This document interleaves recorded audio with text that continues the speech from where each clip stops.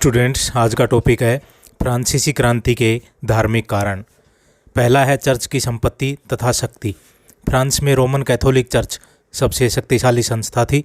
अनुमान लगाया जाता है कि देश की समस्त भूमि के 5वें भाग पर चर्च का अधिकार था। इस विशाल भूमि से चर्च को भारी आय प्राप्त होती थी। देश की कृषि संबंधी पैदावार का 10वां भाग, जिसे टिथ कर भी कहा जाता है, चर्च को मिलता था। इसके अतिरिक्त किसानों से सामंतीय कर भी मिलते थे। चर्च की वास्तविक आय लगभग 10 करोड़ डॉलर थी।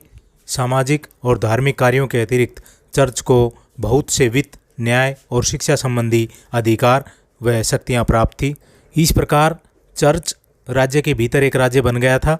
यह अनेक ऐसे कार्य करता था जो कि आधुनिक समाज में सिविल शक्ति अथवा सरकार द्वारा किए जाते थे। हेम्पसन के कथनानुसार चर्च एक अर्ध स्वतंत्र संस्था थी जो लोगों के राजनीतिक, सामाजिक और आर्थिक जीवन के प्रत्येक क्षेत्र में हस्तक्षेप करती थी और स्वयं सरकार के नियंत्रण से मुक्त थी। उदार विचारों के लोग चर्च के अनुचित प्रभाव को कम करना चाहते थे और इसकी संपत्ति के राष्ट्रीयकरण के पक्ष में थे। नेक्स्ट है पादरियों की चरित्रहीनता अथवा नैतिक पतन। चर्च के उच्च स्तर के पादरियों के चरित्रों में गिरावट आ चुकी थी। इन्होंने चर्च की संपत्ति तथा आय पर अपना अधिकार कर लिया था। ये भोग विलास का जीवन व्यतीत करने लगे थे। ये धार्मिक कर्तव्यों का पालन नहीं करते थे।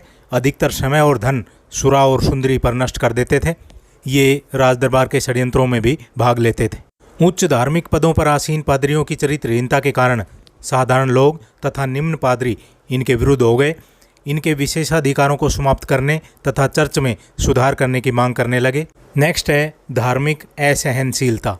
फ्रांस में रोमन कैथोलिक धर्म सरकारी तौर पर स्वीकार किया गया था। अन्य धर्म के अनुयायियों के प्रति असहनशीलता का व्यवहार अपनाया जाता था। सम्राट लुई 14वां, जिसे सबसे कट्टर ईसाई सम्राट तथा चर्च का ज्येष्ठ पुत्र कहा गया है, इसने प्रोटेस्टेंट मत के लोगों पर बहुत अत्याचार किए। इसकी नीति से तंग आकर लगभग 5 लाख प्रोटेस्टेंट, जिनमें व्यापारी, कारीगर, शिल्पकार भी थे, देश छोड़कर चले गए। सम्राट लुई 16वां कम कट्टर था। नेकर, जो प्रोटेस्टेंट था, उसने अपना वित्त मंत्री बनाया। फिर भी खुले तौर पर अपने धर्म का प्रचार एवं रीति रिवाजों का पालन करने की मनाही थी। फ्रांस में यहूदियों और प्रोटेस्टेंटों की संख्या कम थी। गैर कैथोलिक मतावलंबियों के साथ अच्छा व्यवहार नहीं किया जाता था। फ्रांसीसी कानूनों के अनुसार यहूदियों और प्रोटेस्टेंट लोगों को रोमन कैथोलिक चर्च के अधीन रहना पड़ता था।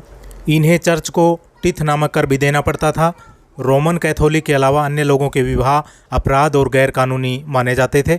इनकी मृत्यु के बाद इनके कैथोलिक रिश्तेदार इनकी संपत्ति पर अपना दावा प्रस्तुत कर सकते थे। नेक्स्ट है चर्च और सम्राट का गठजोड़।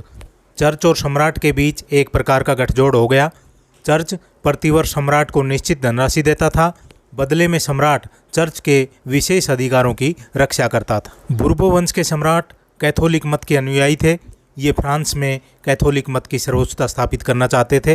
चर्च के बड़े बड़े अधिकारी आर्क बिशप, बिशप, एबट आदि राजा की छत्र छाया में रहते थे। ये राजा की तरह विलासप्रिय जीवन व्यतीत करते थे। फ्रांस की जनता राजा और चर्च की मिलीभगत से परिचित थी।